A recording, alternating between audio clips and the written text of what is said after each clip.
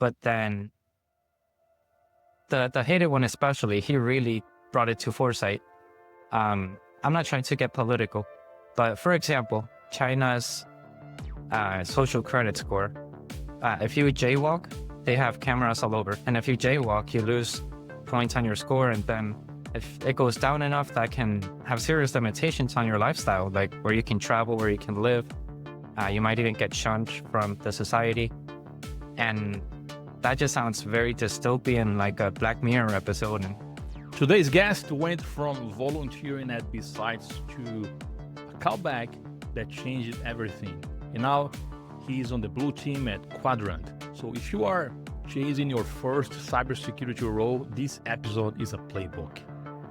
Welcome to Lufsec Podcast, where we dive into the minds shaping cybersecurity from every angle. I am Luciano Ferrari, and today I'm joined by Santiago Cruz, a bilingual cyber threat analyst at Quadrant Information Security, CompTIA Security Plus certified, community volunteer at B-Sides Orlando, and the voice behind the public privacy talk, Don't Be an Easy Target. Santiago, welcome to Lufsec. hello there. Thanks for having me. Very happy to be here. Awesome. So, normally, I like to start with the past, right? Where everything started. So, you've got, a degree in management, and then you dove into the cybersecurity IT professional program. So, when did InfoSec switch from curiosity to commitment for you? If you're referring to career-wise, probably just over a year ago.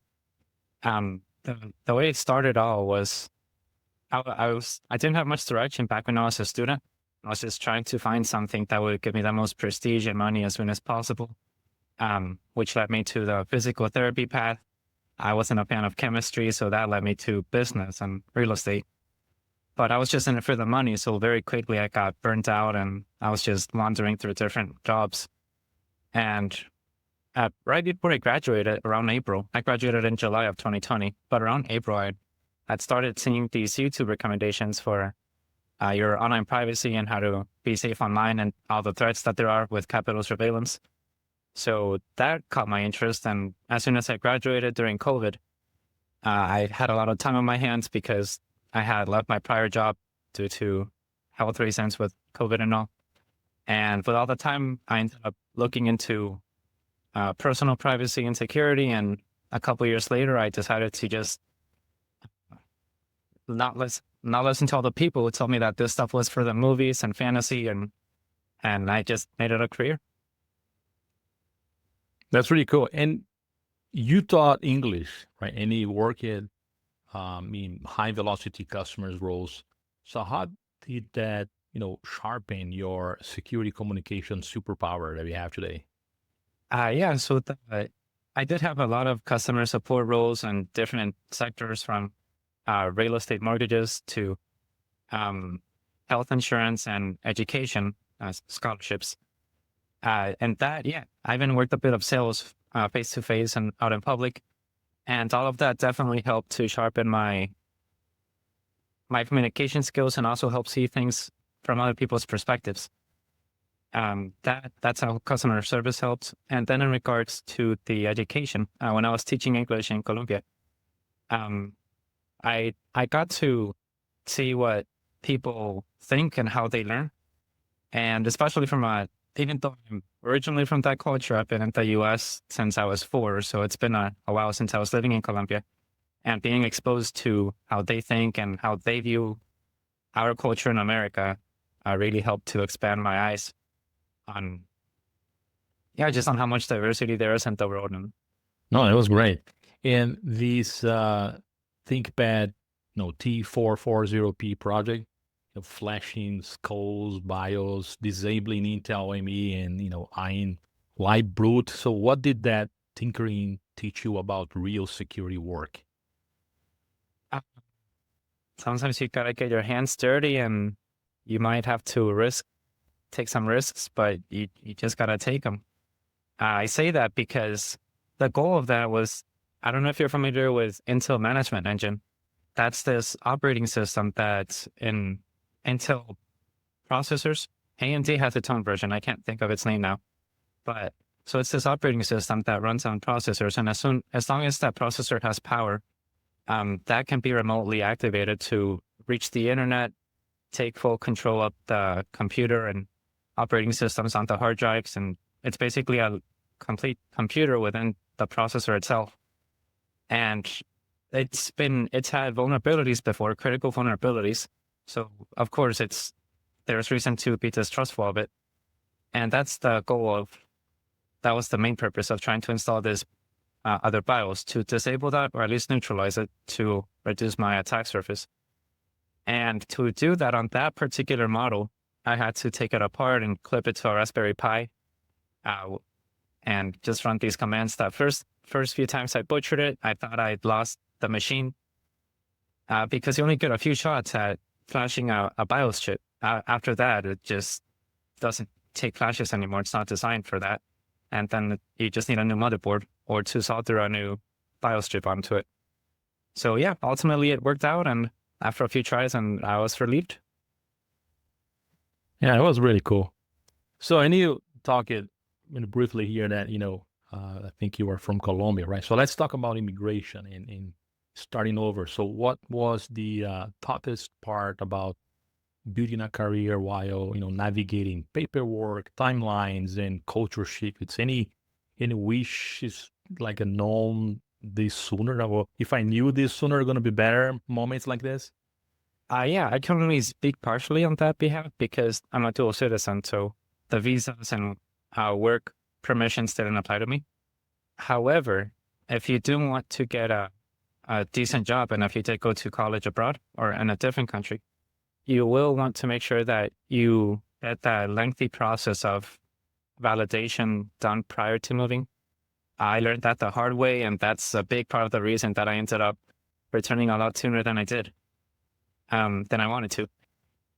So basically, there's for Colombia, and I'm sure it's similar in other countries, you have to get some paperwork for high school and the country you graduated from, and have that notarized at that school where you graduated, sent it to the capital for apostille, and then sent it to Colombia to be translated and notarized, and then sent it to the government and hope that they don't ask for more papers. And then for college, it's a similar process, but it's a lot more paperwork that they will ask for, and a bit more expensive. And yeah, so make sure you get that done at least a year or two before, because the first go at trying to validate my college degree took me about a year, and they just made me lose my money. They told me they didn't need some transcripts, then they did. They gave me 2 days to do all that. That takes at least a month to send it everywhere and get them what they need. So I lost a couple of thousand in that first try. Oh my. Hey, the other day we were talking about something that, brought me in attention. You mentioned something about that you were kind of a volunteering at a conference, and then later on, I'm not sure how long later, you got a call, right? That somebody was trying to offer you a job. So can you tell me more about that story? Okay, so that sounds like my current job. Yeah, so last year I volunteered at Orlando B-Sites, and I networked with a bunch of people, just got to know them, see what they did, what their jobs were like, and just try to get beyond the how are you doing and what brings you here, and try to actually get to know what the person's day-to-day is like. And I didn't think much of it. I thought that's just what people did. And about a month later, I was adding a bunch of people in the industry, and ideally in the Orlando area, on LinkedIn. And among them was one of the attendees that I had spoken with a month or two prior. And so I had spoken actually with him and another of his coworkers. So I added him, and when people accepted my invite, I sent them this brief message of thank you for accepting me. I look forward to networking with you and sharing ideas. If there's any way that I can help, please let me know. And a couple answered back, and they said, yeah, they'd be happy to interact and, be helpful. And most did not, though. And so I thought, okay, cool. So at least we're still connected. That helps LinkedIn expand our horizons. And about 10 or 11 months later, I was getting ready for work. It was about 6 a.m. and I got this message on LinkedIn from one of the gentlemen that had spoken with at Besides Orlando, and he randomly reached out to me. Hey, we have an opening available, and I thought of you. Would you be interested in an interview? And I saw that his profile said that he worked in cyber. Oh, and he mentioned that it was a cyber analyst role. And I thought, this sounds too good to be true. I didn't even apply. And so my first thought was, this is a scam, surely. So I checked out his profile. I thought, oh, right, it's this gentleman. And so I looked into the company and all, and more in depth, and it all looked legit. Some good telltale signs of if something is legitimate is check the company's social media and see if they have a lengthy history and if they have interaction from other people. Maybe even check a few of those interactions, their profiles, to see if they're bot accounts or if they seem like legitimate users. And I checked out the website, seemed in order. So, all right, I accepted the interview. And 2 interviews later, I'm a cyber threat analyst. That's really awesome. And would you recommend any one behavior that you would recommend to every newcomer to, cybersecurity? Yes. So cybersecurity, like any industry, if you want to get far, you really have to want it and internally have a reason, not just want it for the money, because people can tell that, and you just won't get the best results. You might get somewhere, but you won't get as far as you could. For example, recently I met this person. Someone had recommended them to me because they're trying to get into cyber. They have a master's and plenty of education. And so, all right, we had agreed to get together, and I would help out with the LinkedIn and all of this stuff and resume. And so I had invited this person to a couple local events, to Hack CFL, Hack UCF, I think maybe even DC 407, these very welcoming cybersecurity groups that are in the area. And the person eventually told me, thank you, but I like cyber as my career, not my hobby. And that just baffled me. Of course, it was over text, but I was like, whoa, that's not an attitude that I just wonder, how did you get to the point of a master's and all this? But hey, I mean, I guess if you make a living, you're fine. But I've had plenty of jobs where you're not loving it, and life gets rough eventually. It gets tiring. Interesting. Yeah, that's true. Early influencers, like a Simply Cyber, Privacy Guides, Tech Lore. So what concrete habits from these helped you stand out? Yeah, so the way that I got interested in all this is, first I discovered this YouTube channel called The Hated One, and like within a day or two, I discovered Techlore. That's TECHLORE. And those 2 channels are exceptional. The Hated One is a bit more dramatic, but and its way of presentation, but nonetheless, it gives plenty of resources but back up to show that what he's saying is legitimate. And it just opened my eyes to surveillance capitalism. You always see Facebook and Google, Microsoft, all of these multi-billion-dollar companies growing and having so many top-of-the-line products, but then they don't really sell much, if anything, maybe just a few ads that we never notice. And so you just never think of that. You take everything for granted being so good and free. But then the Hated One especially, he really brought it to foresight. I'm not trying to get political, but for example, China's social credit score, if you jaywalk, they have cameras all over. And if you jaywalk, you lose points on your score. And then if it goes down enough, that can have serious limitations on your lifestyle, like where you can travel, where you can live. You might even get shunned from the society. And that just sounds very dystopian, like a Black Mirror episode. And even though these YouTube channels, when people who aren't into this, when I show them episodes, they say, oh, that's exaggerated, like that's paranoia. But every day you see more of these laws. Like just last month, the UK tried to get Apple to put in a backdoor for UK users. That's pretty along the way of authoritarianism and trying to get full control of its people. And all of these little steps of there's like the encryption wars in the 90s when the government was trying to ban encryption for the masses. We supposedly won that war, but if you check on in certain news, is like the tech lords, not tech lord, the weekly round from from Henry and Nate, the people that work with tech lord and the new oil. They show that the government is constantly trying to ban encryption to this day. And so that's just going to do away with our rights and our security for everything, even our banks and our way of life. That's true, yeah. And now, before we move to the next phase, because normally, you know, the schema here is like a past, present, and a future, right? So we're still in the past. Last question for the past before I go to the present. So let's see if you need to give someone that has zero experience in security, right? Zero, right? But he's interested. The person is interested. Can you give like a quick, like a 30-day plan to the person be like a B-sides ready to go to the conference for the first time, or one lab, or one talk, or one write-up, you know, a place for the person to go, or one somebody for the person to follow in social media. So anything, any tips you could give to this person to start up in cybersecurity, just for the start, just the first steps, not a full program, just the first steps.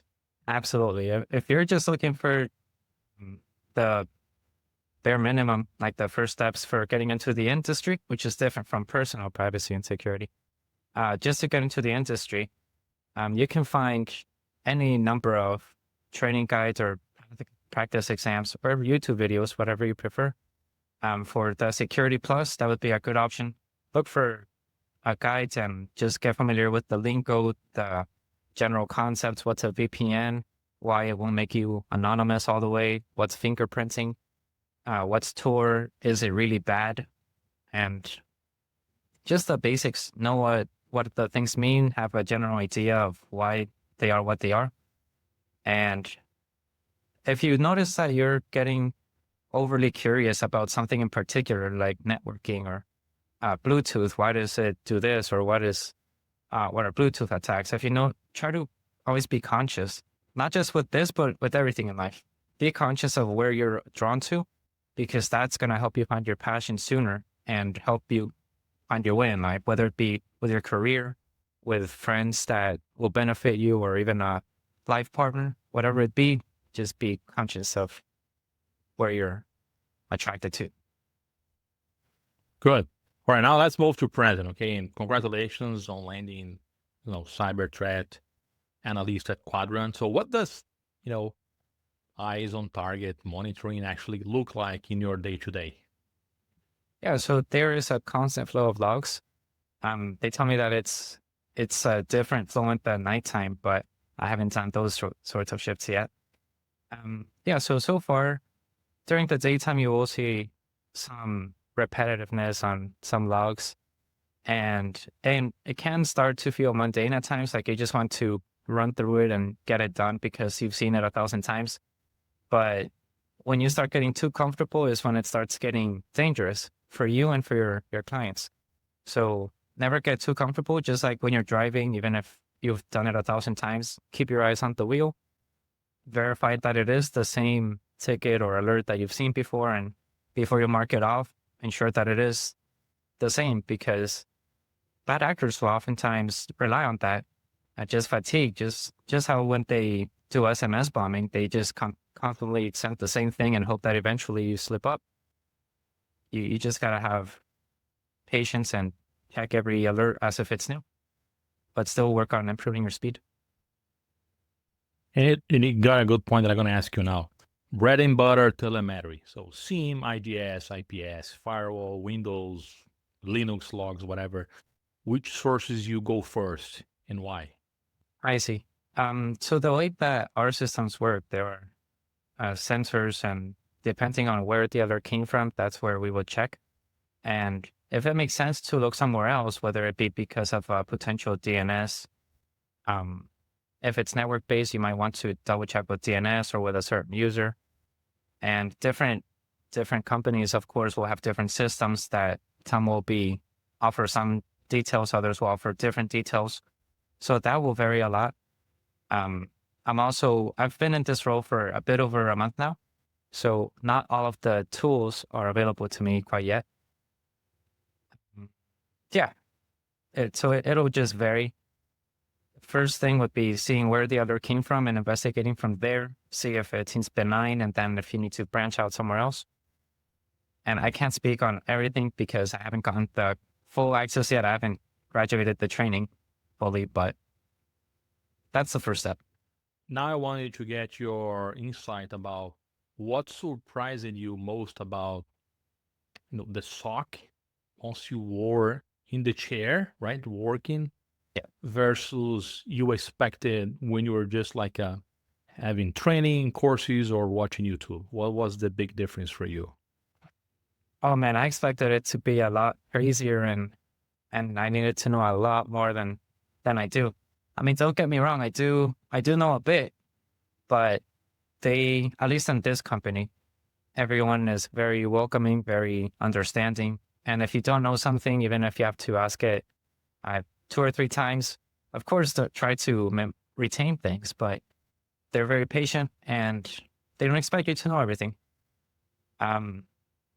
Yeah, there are some whizzes where if something isn't working, they'll go into the logs and the system and make sure that the VPN is good or the DNS or whatever the case is. And they just make you feel comfortable. They give you more than enough resources to research and get to where you need to be. And that environment is actually a lot more productive towards you wanting to learn, retaining the information, and getting where you need to be. Whereas there are places where they use the stick instead of the carrot, and they use kind of that pressure and the risk of losing the job to get you to get where you need to be. But that extra stress and that's counterproductive. It just blocks your mind when you freeze up. True. And do you have to do a lot of documentation in your work today? Yes, absolutely. So every alert, you would tell the customer what's going on, ideally submit supporting logs if it's necessary or if it's relevant. If it's something benign or just typical, then that's not always needed to go super deep, because you do have to strike a balance between time spent on an alert and also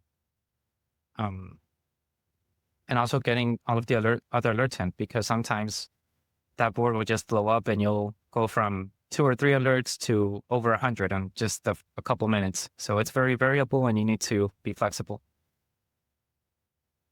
And how do you what do you use today to prioritize or to help you decide where you should be spending more time in a particular ticket versus another one? Yeah, so I actually got feedback just on this today. Ideally, you do want to keep an eye on the whole board of tickets coming in. And if something is quick and easy to do, get those out of the way. But then if you see something critical that comes in, like some serious exploit that may be occurring or something critical, you want to make that take priority. And once that's taken care of, go back to doing the quick ones first. And then after the quick ones are done, you want to take care of the older tickets first and then the new ones to make sure that you keep in line with the SLA, service level agreement, and avoid losses to the company. Okay, now let's talk about transferable skills. So you work on many different stuff, like from VoIP, troubleshooting, Wireshark, PBX flows, firewall rules, right?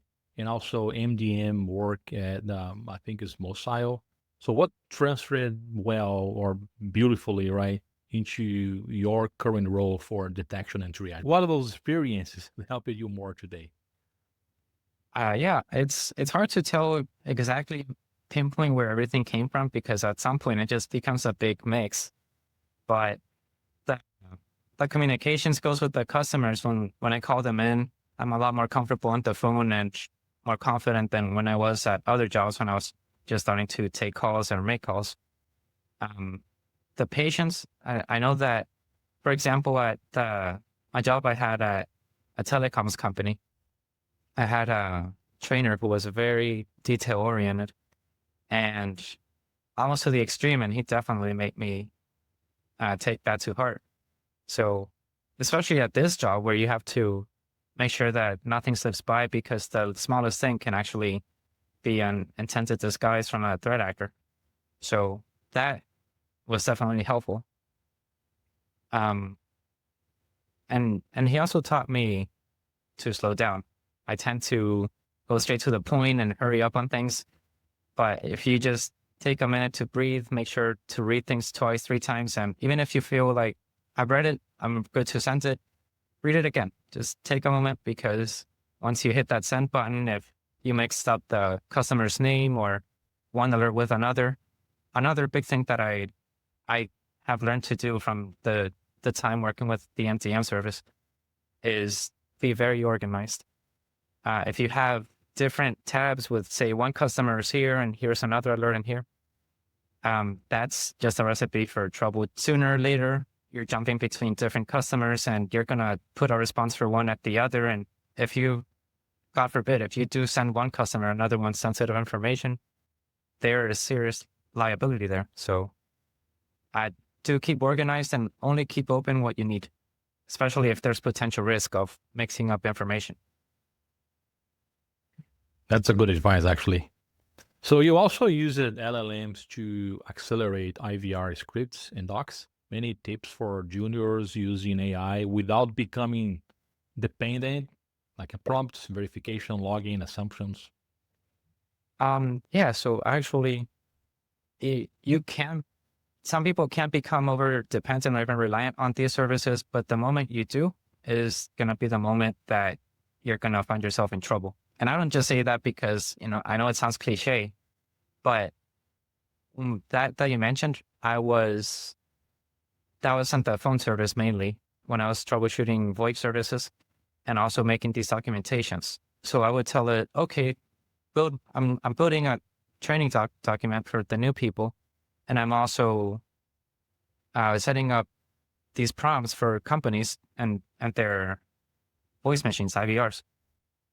So if you don't know what you're talking about or what that AI needs to give you, it's just going to at some point, and sometimes it's minor, sometimes it's a whole garble of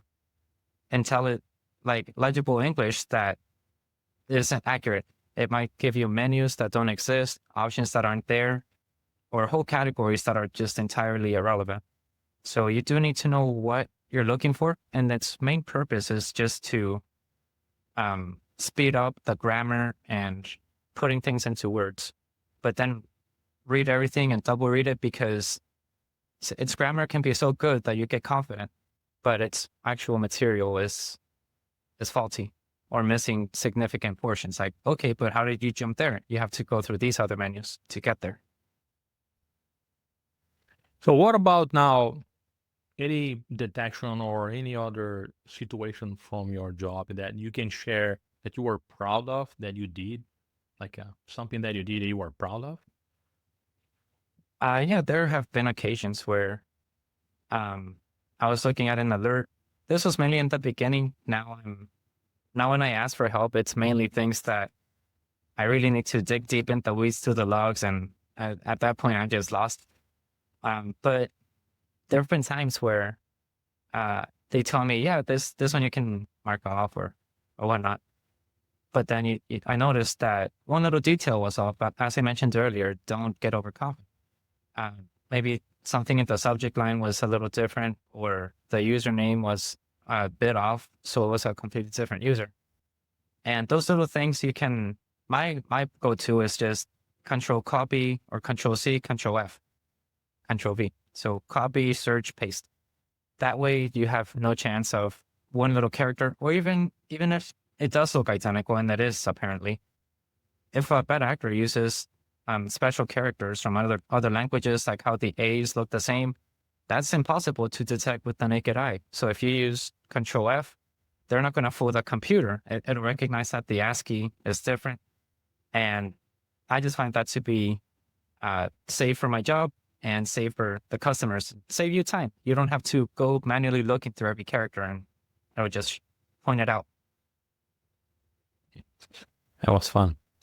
Now let's change a little bit now to the future, okay? So let's start with, let's see, AI. So where it's going? You can tell me anything like AI, quantum compliance. So what do you think? What do you want to share about? What's your brain? How the future is going to look like? Yeah, so those two are actually exciting but quite scary, in my opinion, especially quantum. With our projection is that it's going to crack our current encryption models pretty quickly once we finish figuring it out. And we believe that we have mitigations for that, like elliptic curve and whatnot. But do we really? I mean, the AI hasn't been fully finished yet. So what if the models that we think are solid really aren't? Just like how we have the best operating systems and all, but we're constantly finding critical 0 days. So that worries me. The moment that comes out, I don't know. I'd say maybe have your money in cash just in case, like not all of it, but some of it. But then if that happens, maybe your money gets devalued because everything went downhill. I don't know. It's hard to tell. The world is changing way too rapidly. In terms of AI, what concerns me the most with that is our humanity and mental health. We're already seeing more and more people adopting romantic partners as AI. And when I go on social media, right now it's probably a quarter to a third of my feed is AI videos. And a lot of times I can't really tell if it's AI or not. Sometimes they tell you, oh, this is from this AI creator. But other times I'm just wondering, did I just watch an AI video or not? So I think that's a better reason to avoid social media. Just, be more productive, read a book or go outside, make friends. But yeah, it's getting dangerous out there.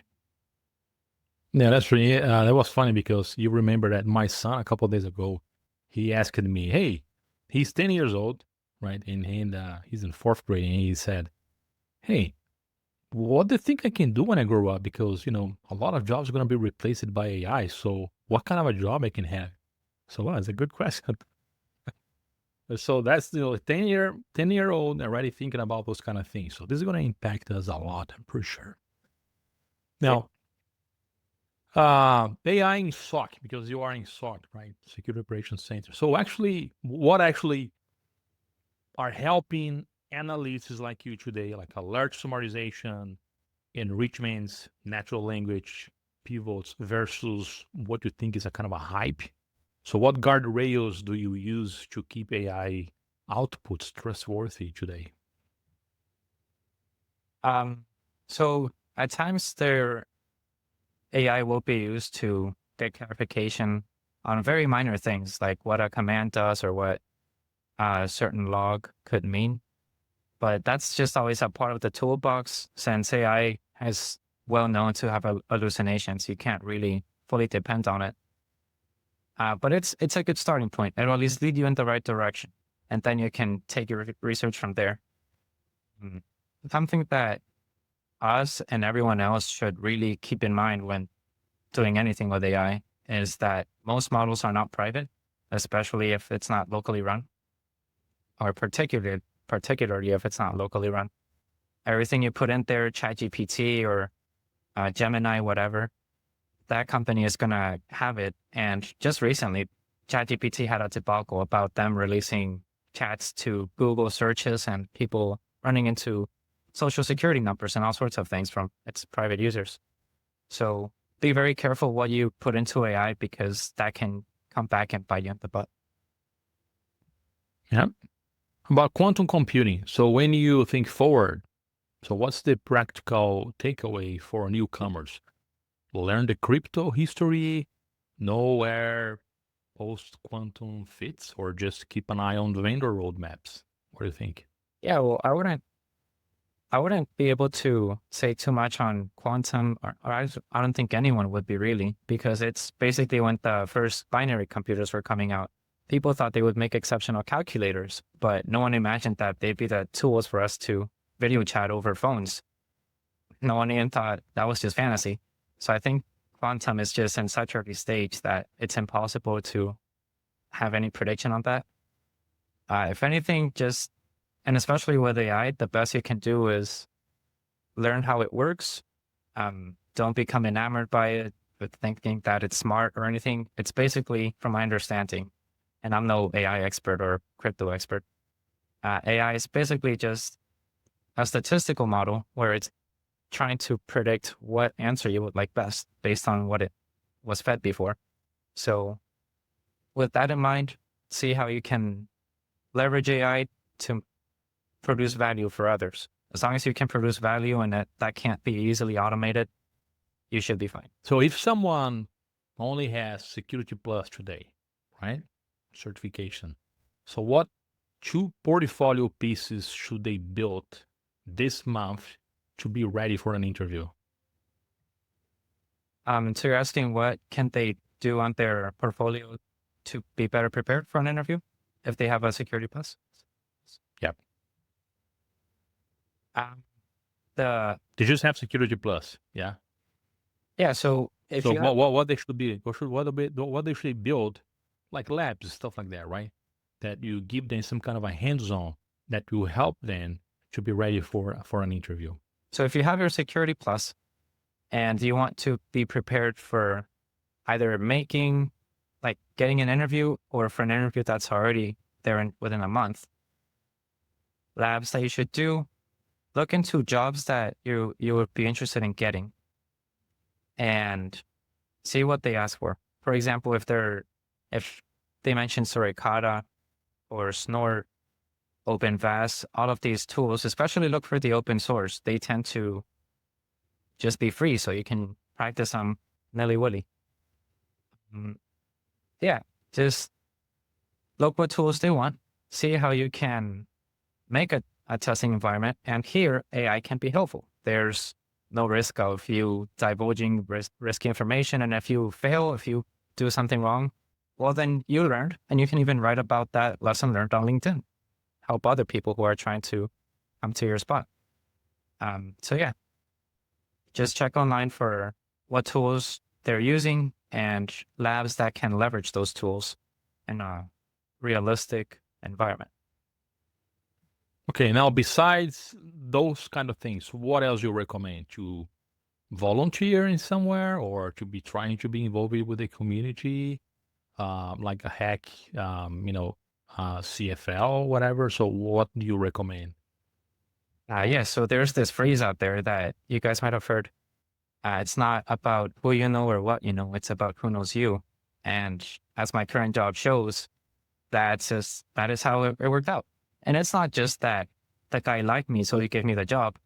I also have some education behind me. I've made a couple labs. I have some certifications, and I'm currently working towards more. Soon I plan on taking the COSA Plus. And yeah, if you can just show that you are driven and you're going to get there, whether you're asked to or not, you're going to get your certifications, whether they're required for your job or just for your own personal milestones, that speaks volumes. And that's what employers want to see. They don't want someone that they have to push around. So show drive, show that you're a self-starter, and that's going to take you very far. Most of the people, not just in this industry, although this industry might not be, I'd say less so in this one than others, but most of the people out there in the world, they're just doing their job or their industry for the money, or because they think it's an easy way to make the money. And if you can set yourself apart from that crew, you will be leagues ahead. Okay, good. I have some curiosity as well for you. There's a lot of, maybe cliches, or they are actually true, that people say in the cybersecurity, maybe some myth that I'd like you to tell me what's your experience on that. For example, people say that there is no enough, resources or, security professionals. So companies, in every report that you see online is saying that they cannot find people, they cannot find resources. Do you really think it's true? So was it difficult for you to find a job, or it was pretty much easy for you? It's hard to say that because my job came to me without me applying to it in the first place. However, I did position myself to be there. And I also position myself to be able to take that opportunity. For example, there are people who have a bunch of certifications and even masters. I've heard employers tell me about people with masters that they've interviewed, but they can't speak to anything that they learned. So if you just cram and dump the education and all of these certs, that's not going to get you past the interview. So there is some disconnect.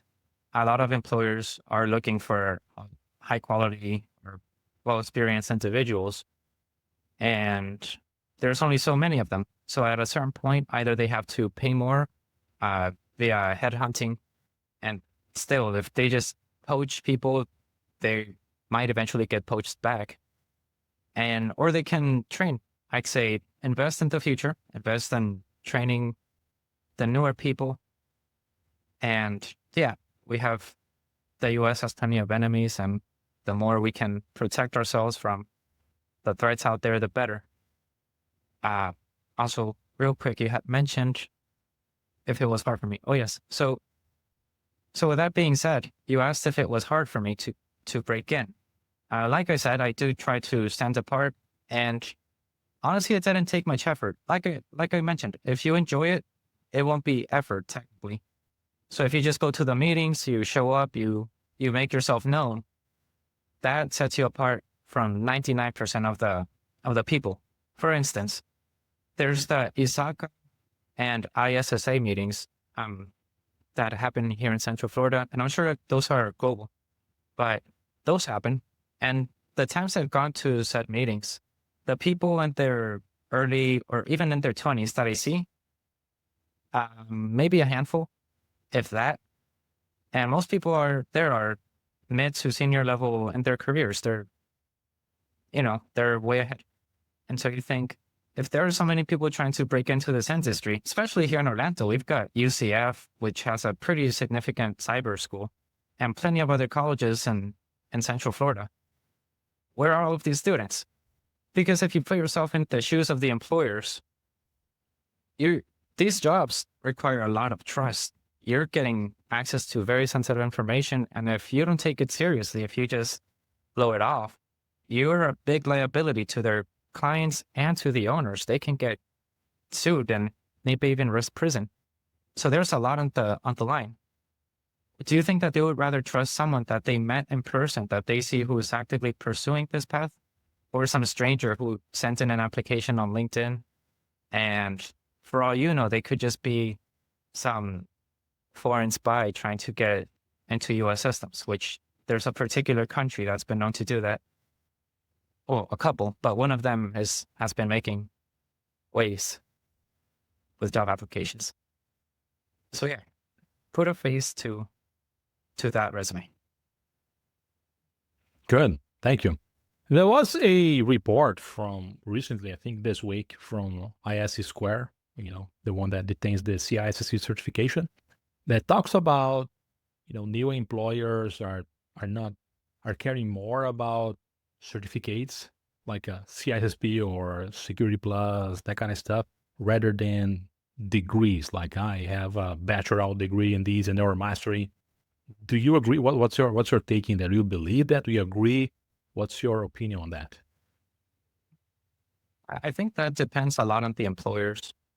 I worked at one place where they told me that they really didn't care about that because they had interviewed so many people with CompTIA certificates, masters, and IT, all of these very impressive educational background. But when they got to the interview, they couldn't really speak too much of projects they'd done or speak on how networking works, any of this basic practical stuff.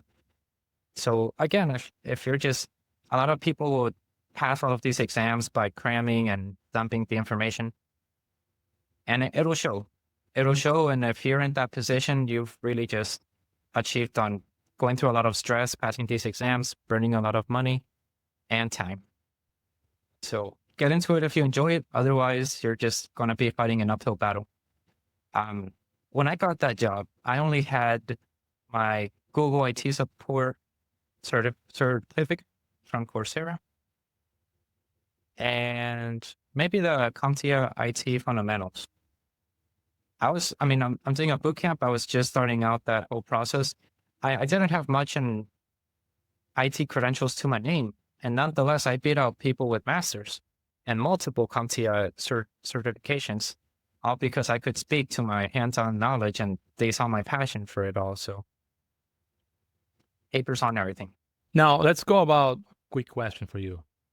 Did you ever disagree with someone in a work for some, kind of a technical or non-technical, situation? And can you tell me about that, how the process was and what was your way of thinking?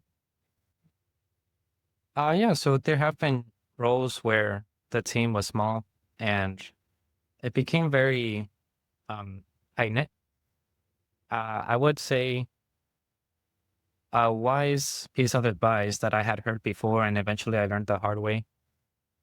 Even if people start to overshare and get into their personal lives and all this, keep it professional, especially if this is a job or a career that you would like to keep, because despite all of these seemingly thousands of people in cyber, or even just in general tech, it's a small world.